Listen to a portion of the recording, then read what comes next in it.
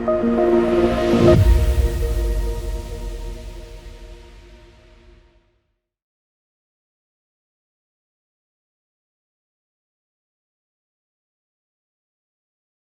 vous présente Bruno Lacarelle, si vous ne le connaissez pas, c'est le chef du pôle de biologie de la PHM à Marseille, président de la conférence des chefs de pôle de biologie pathologie du CHU, professeur de toxicologie à Aix-Marseille. J'ai rien oublié? C'est bon? Ça va aller. Bon, écoute, pour terminer cette séance, je sais que c'est pas facile, mais c'est vrai qu'aujourd'hui, on a parlé pendant toutes ces conférences des professions en silo. Et donc on va mettre les pieds dans le plat pour la profession de biologiste médical, entre le privé et le public. Est-ce qu'il existe des silos? Est-ce qu'aujourd'hui il existe des coopérations possibles? On voit que le ministre de la Santé, tu le sais peut-être pas, mais a annoncé en vidéo hier matin à l'ouverture de notre congrès qu'il allait ouvrir une mission sur l'avenir de la biologie médicale. Donc j'invite mon collègue Écharfab à venir remplacer Boris Lequet, comme ça, ça va nous aider. Il travaille dans le voilà. Et donc, on va avoir effectivement cette mission qui va être posée sur la table. On a parlé hier dans des conférences aussi, peut-être dans des zones où il y a moins finalement de médecins, moins de possibilités d'avoir peut-être une évolution statutaire aussi des professionnels entre le privé et le public. On voit que dans des zones aujourd'hui, on vient d'en sortir là, sur l'organisation des CPTS, que dans une CPTS qui a été créée, il y a évidemment les kinés qui ont leur cabinet kiné à l'hôpital et qu'on voit que finalement ils exercent 3 jours en ville, 2 jours à l'hôpital et que le président de la fédération nous disait qu'il y a environ certainement 800 à 900 CPTS qui vont se créer en France, qui va prendre le soin de ville et l'organiser et qu'il y aura certainement 600 ou 700 hôpitaux généraux, donc on voit quasiment qu'on aura un hôpital qui va être labellisé de proximité dans chaque CPTS. Et quelle est la relation après, évidemment, avec le niveau supérieur, au niveau d'un département, d'un CHU, et comment tu vois les choses, comment se posent les choses. Alors peut-être de manière générale, et peut-être revenir après sur la biologie, comme tu veux. Je te laisse la parole. Merci beaucoup de ta présence. Merci pour l'invitation, et désolé de ne pas pouvoir partager avec Maurice, mais fort heureusement, hier soir, on a eu l'occasion de discuter un peu tous les deux, donc... enfin voilà, je sais ce qu'il a en tête. Alors moi, ce que je vous propose, j'avais préparé quelques diapos pour justement introduire le sujet. Je vais peut-être me mettre là-bas parce que je peux voir les diapos. Oui, donc quelques diapos pour introduire le sujet. Alors bon, tout d'abord, voilà, j'avais prévu de me présenter un peu. Mais François l'a fait, merci. Mais bon, c'est vrai que ça constitue quelque part un lien d'intérêt dans ce que je vais dire. Savoir que je ne sais pas si je donne ce micro du coup parce que celui-là doit marcher, je ne sais pas. Ouais, bon, bref. Donc effectivement, bon, je m'exprime ici en tant que président de la conférence des chefs de pôle de biopathologie de CHU, je précise, parce que François parlait de silo, je pense que c'est effectivement un des problèmes. Moi, je ressens que la biologie est quand même organisée en silo. Il y en a, selon moi, au moins 7 ou 8. Côté privé, la biologie dans les grands groupes, disons, financiers. Les laboratoires qui ont gardé un certain degré d'indépendance, bon, ça fait déjà 2. Ensuite, il y a la biologie de CHU, mais même dans la biologie de CHU, c'est pas... Il y a encore une subdivision, si on peut dire. Il y a la biologie de la PHP, la biologie des CHU de province. Puis là, il y a la biologie de CH, la biologie des centres de lutte contre le cancer, la biologie de l'UFS, etc. Et tout ça constitue quand même, qu'on le veuille ou non, des silos qui se parlent assez peu, bien que... je crois qu'on a tous une volonté assez sincère de coopérer, mais force est de constater qu'aujourd'hui, ça fonctionne pas réellement. Alors effectivement, c'est ce que je disais, parce que si on parle à n'importe lequel des biologistes qui appartient, je dirais, à un de ces silos, est-ce que tu as envie de coopérer avec les autres? Oui, bien sûr, on a envie de coopérer parce qu'il faut défendre la biologie, parce qu'on est tous biologistes, on se connaît tous, etc. Donc on a très envie de coopérer. Oui, mais dans les faits, il y a peu d'exemples concrets de vraies coopérations. parce que souvent nos intérêts profonds sont divergents. Et on a du mal quand même à trouver un secteur sur lequel on pourrait s'entendre dans une coopération gagnant-gagnant. Alors quels sont les obstacles? J'ai essayé de réfléchir un petit peu à tout ça et justement j'en ai discuté avec Maurice hier soir. Il y a un obstacle financier, je vais revenir dessus. Pour moi c'est un obstacle important, je vais vous expliquer pourquoi. Ensuite il y a de la communication, on ne communique pas assez les uns avec les autres, ça c'est peut-être plus facile à résoudre. Sur la logistique, je ferai quelques propositions rapides. Et puis, des obstacles informatiques aussi, parce qu'on a des systèmes d'information qui communiquent assez mal les uns avec les autres, avec derrière tout ça des enjeux de cybersécurité. Alors, sur le financier, moi, je pense que le gros problème que l'on rencontre aujourd'hui et qui freine les coopérations, c'est qu'il y a une asymétrie du financement de la biologie privée versus la biologie hospitalière publique ou des établissements à but non lucratif, donc notamment les CLCC.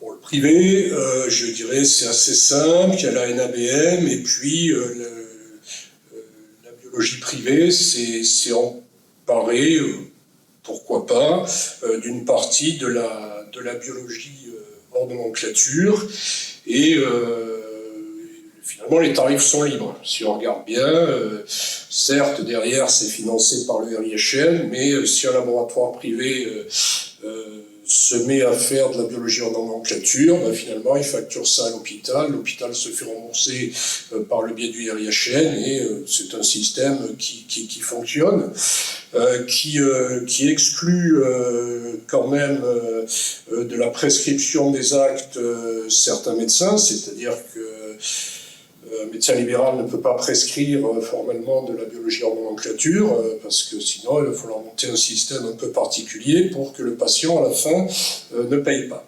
Mais voilà, la situation est relativement simple. Ce qu'il y a de certain, c'est que tout ça, c'est une biologie qui génère des marges jugées trop importantes. Alors, c'est pas par moi, c'est par l'assurance maladie, vous le savez, mais la biologie apparaît comme un coût que l'on pourrait réduire. Dans les hôpitaux, c'est la même chose, mais par un mécanisme différent, puisque notre financement est noyé dans ce qu'on appelle la tarification à l'activité. L'hôpital n'a pas de financement propre pour sa biologie. L'hôpital est financé par la T2A, les fameux GHS, etc. Donc, un infarctus du myocarde pris en charge, ça vaut de temps. Et dans le temps, il y a tous les actes cliniques, la biologie, etc., etc. Alors, en plus de ça, pour financer l'innovation, on nous a rajouté ce qu'on appelle une mairie, la mairie G03 très précisément, le fameux RIHN. Bon, il y a de l'argent, 507 millions d'euros, 507 millions d'euros qui viennent dans les hôpitaux. Bon, et clairement, essentiellement dans les CHU, sachant que un CHU qui touche une part de cette mairie G03 a plusieurs choix possibles. Soit il fait avec, c'est-à-dire qu'il réalise lui-même les actes de biologie, soit il externalise vers un opérateur privé qui va refacturer. Alors vous savez que initialement, quand un acte était théoriquement valorisé à 1 000 euros, le CHU ne recevait que 500 euros en année N+1, et si le prestataire privé facturait 1 000 euros, chaque fois que l'hôpital externalise un acte en RIHN, il perd 500 euros. Bon. Alors c'est vrai qu'il y a des tarifs qui ont été revus et qu'on n'est plus tout à fait là, mais ça montre bien que ce système de financement de l'innovation n'est pas opérant et que probablement il faut l'abandonner pour passer à autre chose. Quoi qu'il en soit, vu du côté de la DGOS et des directeurs des hôpitaux, c'est une biologie qui génère des coûts pour l'hôpital, et l'hôpital souhaite réduire ses coûts, donc finalement, même si les mécanismes sont différents, dans les deux cas de figure, il y a un objectif de réduction des coûts. Donc les conséquences de tout ça, c'est la financiarisation, côté privé, la restructuration côté privé mais aussi public. Les hôpitaux publics se sont très largement restructurés sur la biologie, même s'ils ne l'ont pas tous fait. Une concurrence publique-privée qui finalement n'est pas établie sur des bases très, très saines, hein, compte tenu de ces problèmes sur les circuits de financement. Ça conduit à la fragilisation extrême des laboratoires de petits centres hospitaliers qui sont aujourd'hui en grand danger. Alors quand c'est sur des territoires richement dotés, on peut dire que c'est pas très grave, mais sur certains territoires, c'est grave parce que c'est des territoires fragiles globalement sur le système de santé. Rapidement, le RIHN, donc vous le savez, c'est un système dérogatoire qui finance la biologie en nomenclature, qui est censé financer l'innovation. En fait, il ne finance pas que l'innovation, il est sous-financé. C'est un système qui dure depuis 2015, qui n'a pas évolué depuis 2015, puisqu'il y a très peu d'actes qui en sont sortis, parce que le système d'évaluation est extrêmement lent, passant par la chaise, qu'il n'est pas toujours utile, puisque pour un certain nombre d'actes, il y a une littérature abondante qui montre que c'est utile ou pas utile. Donc pourquoi refaire l'évaluation, je dirais, franco-française? On a aujourd'hui, donc on sait que on va sortir, enfin certains actes vont sortir du RIHN, mais quel va être l'impact sur les hôpitaux? On n'en sait strictement rien. Donc que vont devenir les 507 millions d'euros? Et donc, on constate aussi que de plus en plus, on a des groupements de biologistes ou pas qui démarchent directement les médecins hospitaliers. C'est-à-dire que dans le système, vous avez aujourd'hui des boîtes, alors on ne va pas parler pour fâcher personne des groupements de biologistes français qui font ça, mais on peut parler par exemple des opérateurs étrangers qui viennent démarcher directement les cliniciens, avec des tests moléculaires, des tests de signature moléculaire, en expliquant qu'il suffit de prescrire, qu'on envoie tout ça aux États-Unis, et puis qu'après, pour se faire, entre guillemets, payer, il suffira de déclarer ça en RIHN. Bon, donc c'est quand même un système qui est très largement dévoyé. Donc pour moi, c'est un système à supprimer, même si j'ai mis un point d'interrogation, même si on nous a parlé de RIHN 2.0, et il me semble indispensable de mener une vraie réflexion pour un financement de la véritable innovation. Hein. Tout n'est pas innovant. Hein. C'est pas parce que on a acheté une belle machine toute neuve qu'on fait de l'innovation. Ceci, dans les deux secteurs, hein, on conteste pas du tout le fait que le secteur public puisse faire de l'innovation. Donc quelques pistes que l'on pourrait envisager, eh bien ça serait un forfait dans un parcours de soins. Dire ce patient est atteint d'un cancer pour lequel on sait qu'il va avoir recours à des tests de biologie innovante, donc ça peut être inclus dans le forfait. Au niveau hospitalier, ça pourrait être un codage PMSI spécifique. Aujourd'hui, enfin vous connaissez peut-être pas très bien comment ça marche le codage PMSI, mais vous avez ce qu'on appelle le système des comorbidités, c'est-à-dire c'est pas pareil de prendre en charge, j'en sais rien, une fracture du tibia chez un sujet jeune et une fracture du tibia chez une personne âgée qui a des comorbidités, etc. Donc on pourrait très bien, dans le codage PMSI, prendre en compte une prise en charge spécifique nécessitant des tests coûteux. Alors je voulais aussi saisir cette occasion pour vous parler des vrais chiffres de la biologie hospitalière. Un peu. Et c'est pour ça que j'insiste sur les problèmes de financement. Du point de vue de l'assurance maladie et puis du point de vue aussi du ministère de la Santé, le vrai coût de la biologie hospitalière, c'est une espèce de boîte noire. En fait, la DGOS ne sait pas très bien combien ça coûte. Alors nous, on a fait des petits calculs. La biologie de CHU, c'est 8,6 milliards de BHN. Donc, en théorie, si tout ça était coté à 26 centimes d'euros, ça ferait un chiffre d'affaires de 2,2 milliards d'euros. Donc finalement, le réseau des laboratoires de CHU, c'est a priori le premier de France. Mais tout ça, finalement, personne ne le sait. Alors après, on peut se poser des questions sur le coût de production, parce qu'on nous dit souvent, non mais la biologie hospitalière, ça coûte très très cher. Alors en fait, c'est parfois vrai, mais c'est parfois faux. Si on regarde le coût de production en CHU, donc c'est été fait sur 9 CHU, alors aucun de la PHP, la PHP ne communique pas sur ces chiffres-là. Donc on est sur 0,20 € par B produit, sous des 26 ou 27, avec une disparité puisqu'on est entre 0,17 et 0,25. Et certains commencent à tendre vers 0,16, 0,5, ceux qui sont le plus restructurés. Pour les CH, c'est un peu plus élevé, avec une variabilité plus importante, 0,17 à 0,32. Alors à partir de là, quelle piste ? Nous, on pense qu'il faudrait réfléchir à un nouvel modèle de financement de la biologie, public et privé. Parce qu'on ne peut pas continuer avec cette asymétrie, ces systèmes qui sont complètement différents. Donc peut-être faut-il sortir du B à l'hôpital, peut-être créer un B hospitalier, c'est des pistes, hein, je ne dis pas que c'est ce qu'il faut faire. Est-ce qu'il faut faire une chab hospitalière ? Je vous rappelle que les hospitaliers ne font pas partie de la chab, enfin très très peu. Alors, c'est pas, moi personnellement, ça me gêne pas qu'on soit pas à la chab, mais peut-être qu'il faut créer une chab hospitalière. Parce que de toute façon, les coûts de production ne sont quand même pas les mêmes, même si on a optimisé de plus en plus. Et puis par ailleurs, les besoins ne sont pas exactement les mêmes. C'est quand même pas la même chose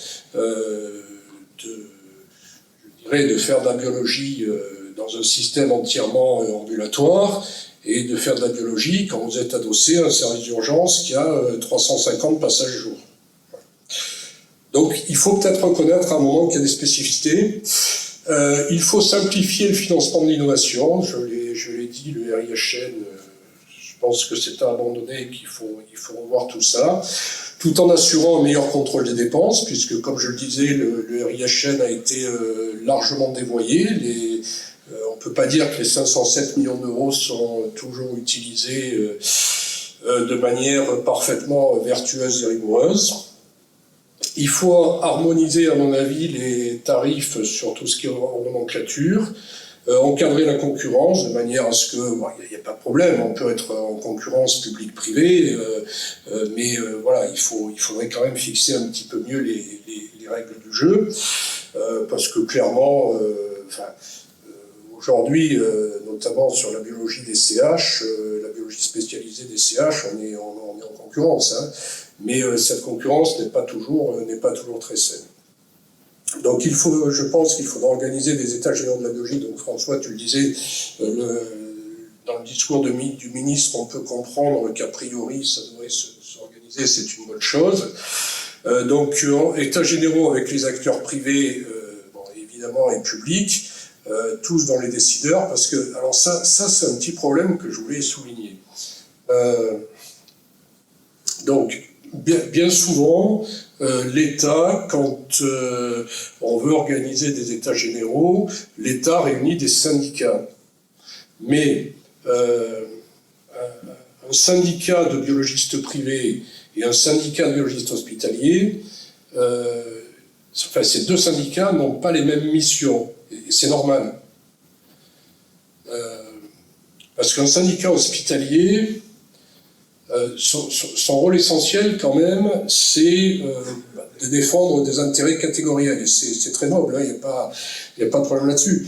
Mais je dirais que les aspects financiers passent un petit peu en deuxième intention. Alors que, et c'est logique là encore, les syndicats de biologistes privés sont normalement beaucoup plus intéressés, et encore une fois c'est normal et c'est très noble aussi, par des aspects financiers. Donc je pense que si on veut rétablir un vrai partenariat public-privé, ces états généraux sont indispensables pour proposer donc un vrai partenariat au bénéfice de la santé des citoyens, donc sur tous les territoires. Donc ça, c'était les pistes sur le financier. Très franchement, je pense que ça va prendre du temps. Donc si on veut aller plus vite sur certains points, donc si on veut faire un peu plus de quick win, comme disent nos managers hospitaliers aujourd'hui, comme d'autres managers privés, sur quoi peut-on travailler ? Je pense qu'il y a des efforts à faire sur la logistique des transports dans une approche de sobriété énergétique. Faire, si je puis dire, du green bio. Vous savez qu'on a quand même beaucoup de véhicules qui circulent dans tous les sens, opérés par des privés, par des hospitaliers, etc. Moi j'habite Marseille, quand je vois le nombre de véhicules qui circulent dans Marseille pour transporter des échantillons biologiques dans tous les sens, je pense qu'il y a moyen d'optimiser tout ça et pour le coup d'avoir quelque chose qui soit gagnant-gagnant et pour les privés et pour les hospitaliers.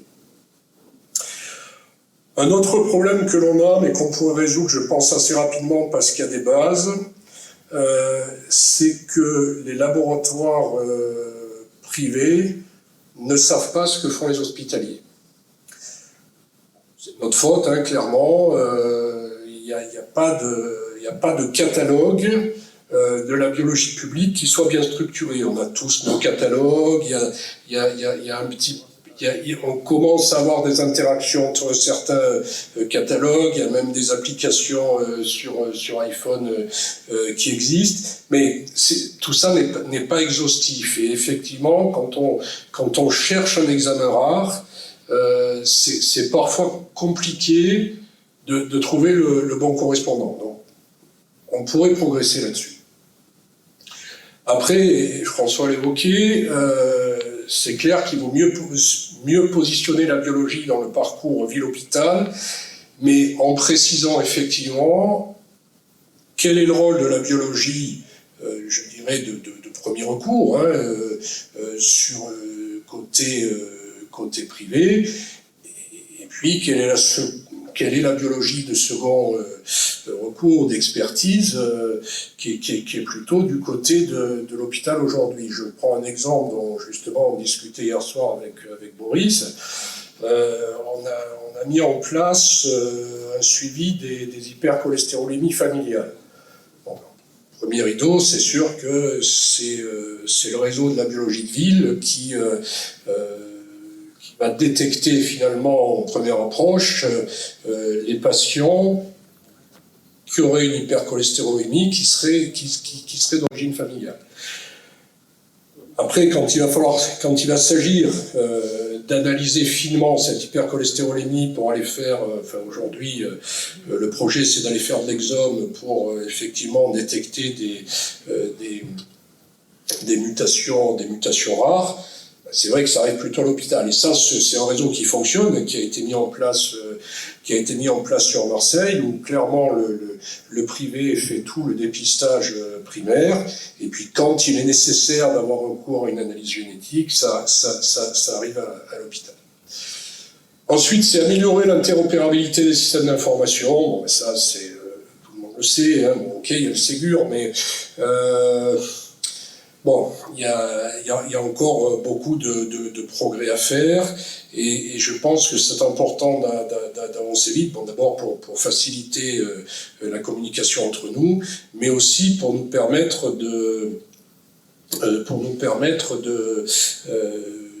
mutuellement pouvoir se sécuriser donc en cas de cyberattaque, en cas de crise majeure, etc.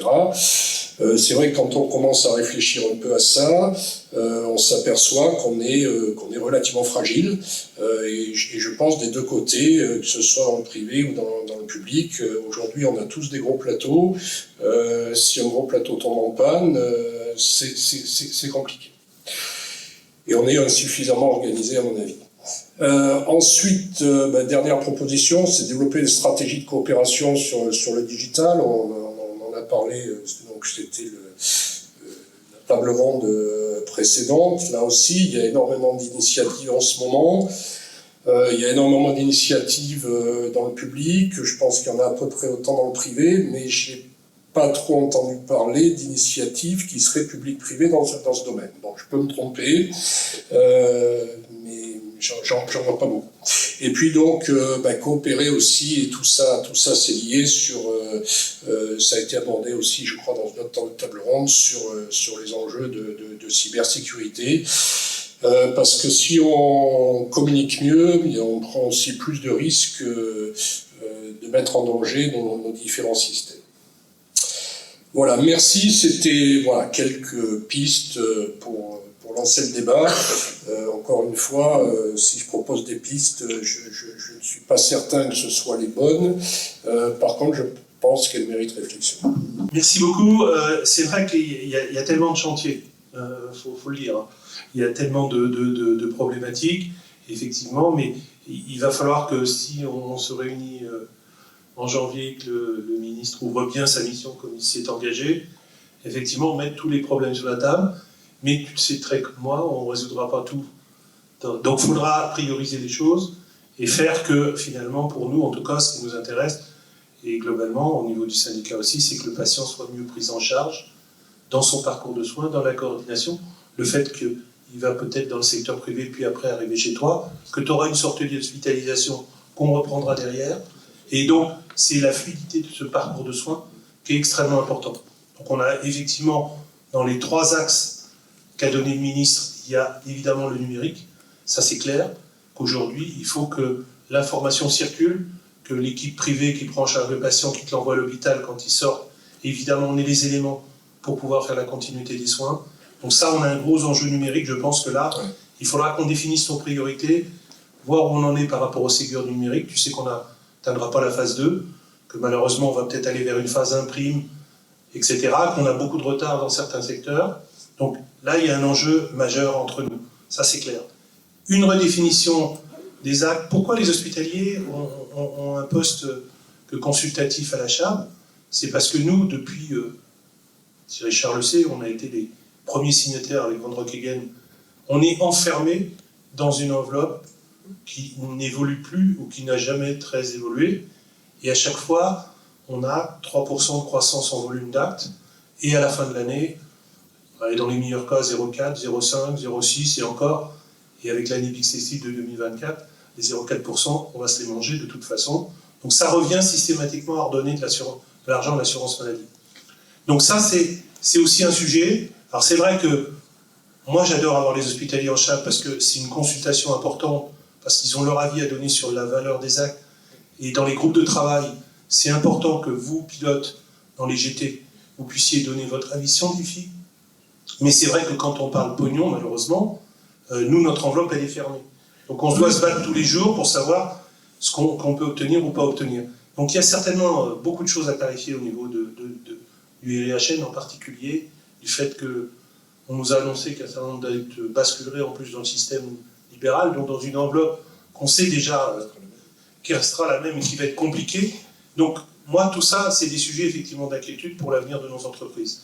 Mais au-delà de ça, il va falloir qu'on arrive à prioriser ce qui est le plus important pour la profession, c'est-à-dire qu'on arrive à étager un petit peu dans les semaines et les mois qui vont venir ce qu'on arrive à faire passer au niveau gouvernemental pour clarifier la situation à un certain nombre de sujets. Richard, tu veux compléter un petit peu quelques éléments? Oui, tout à fait. Je pense que... Et après, on passe aux questions si vous en avez.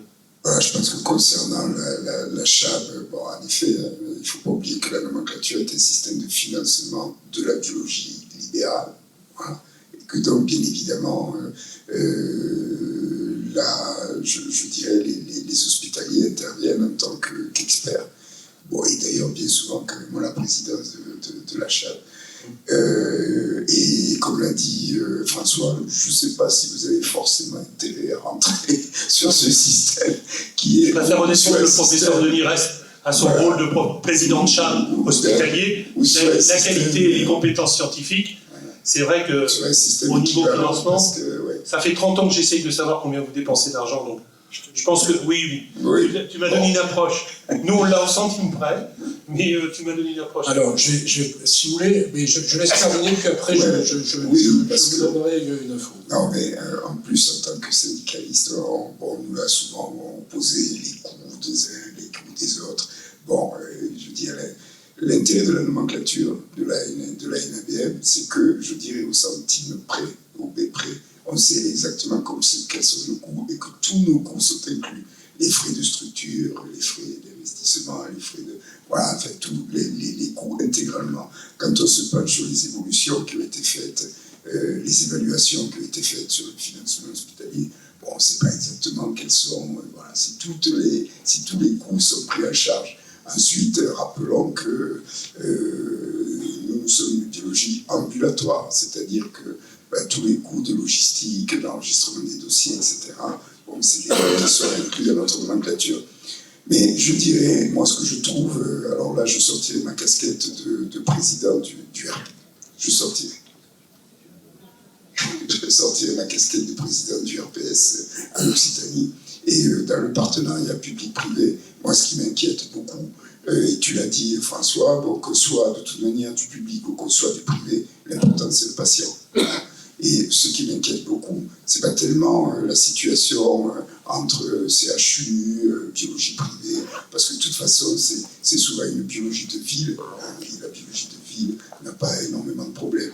Moi, ce qui m'inquiète beaucoup plus en tant que président du RPS, et je crois que ce qui inquiète beaucoup plus le directeur général de l'ARS ou de la CPM, c'est la situation des territoires en désertification, où se trouvent plutôt des CHG. Voilà.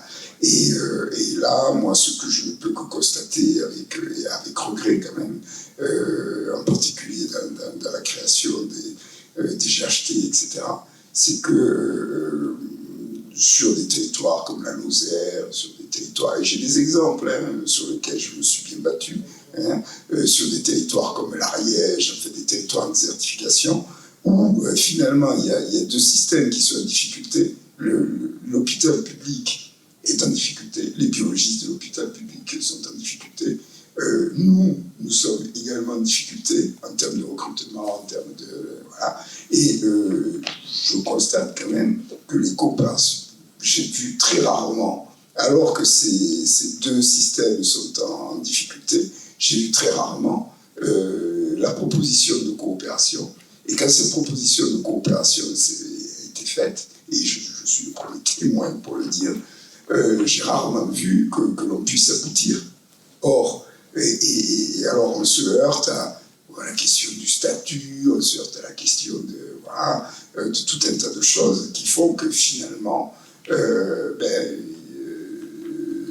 le GHT, par exemple, emporte tout le marché des EHPAD publics, des ci, des là, très bien, et le laboratoire privé qui faisait ça depuis 20 ou 30 ans, avec pratiquement 1000 km de tournée tous les jours, se retrouve en difficulté, est obligé de licencier, de fermer des sites, avec des professionnels qui n'ont plus le service et qui ne va pas être remplacé. Qui ne va pas être remplacé par le public, parce que 1000 km de tournée tous les jours, il faut les faire. Voilà. Donc, moi, voilà, je dirais, sur le terrain, c'est ce que je constate, et je trouve, je trouve quand même qu'il y a une certaine absurdité une certaine absurdité sur ces territoires particuliers qui sont en difficulté. Vas-y, apporte tes commentaires. Non, très vite sur ce qui vient d'être dit sur les GHT.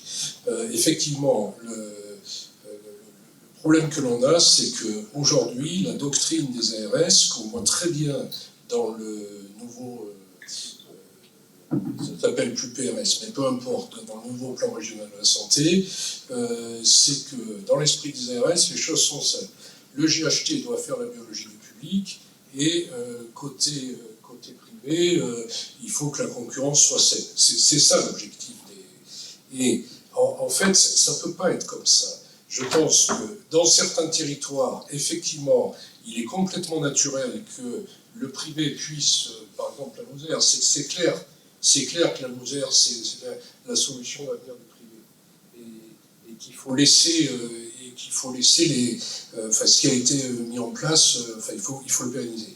Bon, dans d'autres cas, dans les territoires, on va dire, moins désertiques, la solution est plutôt du côté de l'hôpital. Mais voilà, les ARS n'ont pas travaillé ce sujet de la coopération publique-privée dans les voilà. Donc ça c'est le premier point. Le deuxième point, sur la CHAB, très rapidement aussi, nous on ne veut pas rentrer la CHAB. Hein. Enfin, moi, je ne veux pas rentrer la CHAB. Ce que je dis, c'est qu'on applique finalement la NABM à l'intérieur de l'hôpital et que ce n'est pas forcément la bonne solution. Voilà. La NABM, bien sûr, quand on fait de l'activité... Quand on baisse, tu baisses tes tarifs. Quand on baisse nos tarifs, tu baisses tes tarifs. Non, mais non, t'en perds un centime. Ouais. T'as moins d'enveloppe. Mais pas du tout. Je perds simplement un centime sur mon activité externe. Oui. Parce que bon, si j'ai un centre de prélèvement, les patients qui vont venir au centre de prélèvement, oui, je perds un centime comme vous. Mais la biologie que je fais pour le service de cardiologie ou les réanimations, je ne perds pas un centime. Tes moyens sont liés à quoi? Micro. Tes moyens sont liés à quoi? Parce que demain, ton service de cardio se développe, tu as une demande beaucoup plus d'examens, il va bien falloir que tu aies un financement de réactifs, de... Pas du tout. Non, j'aurais pas. Le principe, c'est la direction d'hôpital raisonne au coût de production. Et donc, refacture virtuellement au service de cardio mon coût de production. C'est-à-dire, si j'ai un coût de production à 15 centimes, je refacture au service de cardio sur la base de mon coût de production à 15 centimes. C'est comme ça que je suis financé. Est-ce que toi et moi, on a une différence de périmètre pour évaluer ta valeur du B? Bon, tu me dis l'hôpital, je parlais des immeubles et tout, tu me dis on compte tout. Ouais, on compte. Est-ce que toi, tes préleveurs, ils sont internés ou ils sont externalisés dans ton enveloppe? Puisque nous, nos préleveurs, c'est nous qui les embauchons, c'est compté dans notre masse salariale. Tout ce qui est le prélèvement. Ouais. Alors les prélèvements sont assurés par les services de soins, donc si on prend la cardio, c'est les infirmières de cardio qui prélèvent, mais du coup, moi on m'applique ce qu'on appelle les frais de structure. Les frais de structure, c'est à peu près 30%. Donc ça comprend les bâtiments, l'infirmière qui prélève, etc. Non, tout est compté, hein, et donc on est financé de cette façon-là. Donc dans tout ce que tu nous as présenté, pour en terminer là, et puis s'il y a une question là, ça va redonner, puis on va arrêter. Quelle est ta priorité en janvier? En tant que CHU, en tant que PHL, ça sera quoi ta priorité? Parce qu'on va falloir qu'on ne pourra pas tout poser les problèmes et tout résoudre. Je pense que la priorité qui me semble facilement atteignable rapidement, c'est ce dont on a parlé, c'est-à-dire quelles sont les règles qu'on met en place pour l'organisation de la biologie dans les territoires. Et comment on met en place une coopération publique-privée qui soit équilibrée. Parce qu'il y a un truc, moi, qui m'énerve fortement aujourd'hui, c'est que clairement, on nous demande d'aller récupérer, entre guillemets, la biologie du CH d'à côté. Donc, quand je vais vouloir récupérer la biologie du CH d'à côté, je vais être en concurrence avec un groupe privé. C'est ça qu'il faut arrêter. Parce que dans certains cas, il est logique que la biologie du CH d'à côté soit prise par le CHU ou l'établissement de support, il n'y a pas des CHU partout. Et puis dans d'autres cas, c'est pas logique, il faut que ce soit le privé qui continue. Oui, mais on a exactement à l'inverse en miroir, puisque nous, on nous a proposé un EHPAD pas loin de chez nous à Tours, deux passages par jour, plus les urgences. Quand on a fait nos calculs, le transport c'est 40% du budget qu'on fait, on n'y est pas allé. Donc l'hôpital, démerdez-vous. Et oui, mais c'est ça que j'aimerais qu'il tombe, tu vois. Voilà.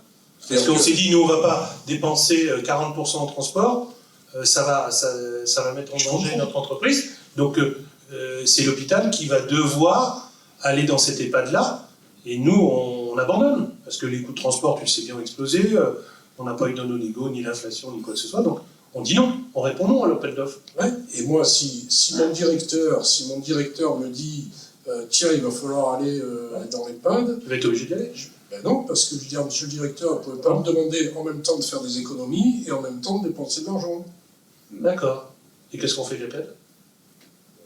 C'est là Ça va être un... c'est là que les ARS, devraient s'intéresser un peu plus au sujet. Et je crois que les ARS s'intéressent au sujet. En tous les cas, bon, moi, en Occitanie, j'ai fait en sorte qu'ils s'intéressent au sujet.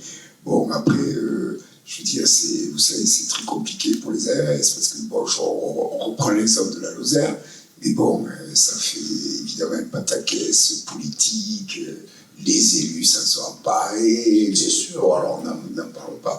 Bon, après, moi, ce que je trouve quand même regrettable sur ces cas-là, bon, qui malheureusement se multiplient. Alors peut-être que, bon, pour essayer d'être un petit peu plus positif, bon, moi, ce qui m'étonne là-dedans, dans toute votre présentation, c'est qu'on n'ait pas parlé un petit peu je dirais, de la possibilité, dans un sens comme dans l'autre, dans l'autre, par exemple, de travail partagé. Moi, je vois sur Mende, prenons l'exemple de Mende, entre guillemets, puisque c'est toujours la Lozère, on voit des biologistes de CH qui sont en perdition pour faire les gardes, etc., avec des urgences qui vont se faire je ne sais même pas où. Voilà. On voit des biologistes privés qui sont pas loin de la perdition aussi, parce que de toute manière, qui veut aller aujourd'hui à Mende. Donc il y a deux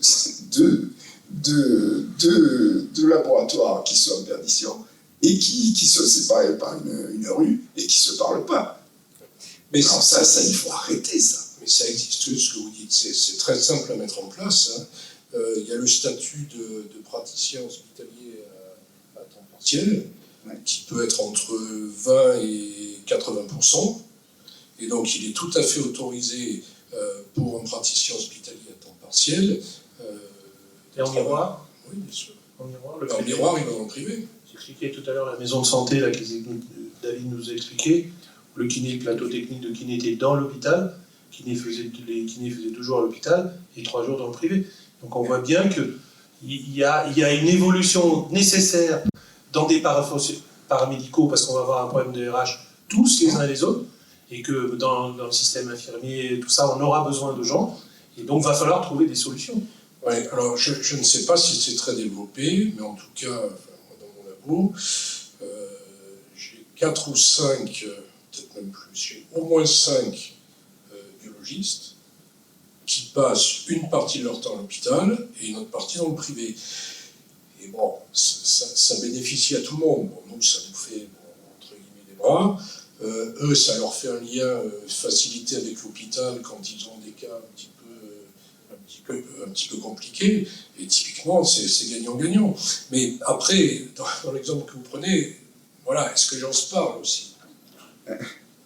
Oui, mais bon, alors je dirais, bon, on va rentrer dans les détails oui, bon, voilà, hein, parce que bon, mais bien évidemment, vous dites, vous avez parfaitement raison. En tout cas, ça, techniquement, c'est possible. Voilà. Techniquement, c'est possible, et même si on ne le fait pas pour l'instant sans strict, nous, je sais que les imageurs le font, et on commence à y penser, on pourrait très bien, entre guillemets, louer une partie du plateau, une après-midi, une journée, etc. Ça peut s'envisager, ça, bien sûr.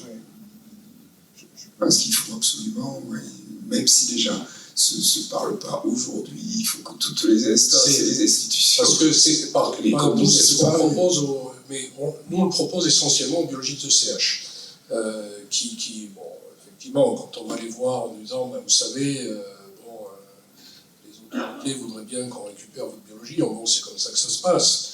Donc ils ont peur de disparaître. Et on leur dit que non, pas du tout. L'idée c'est justement qu'ils viennent sur nos plateaux. Donc on peut très bien imaginer qu'un biologiste d'un CH ou d'un laboratoire privé passe une moitié de son temps soit sur le CH, soit sur le laboratoire privé, et puis l'autre moitié de son temps sur un plateau hyper spécialisé de séquençage au débit, spectrométrie de masse haute résolution, enfin, de tout ce qu'on veut.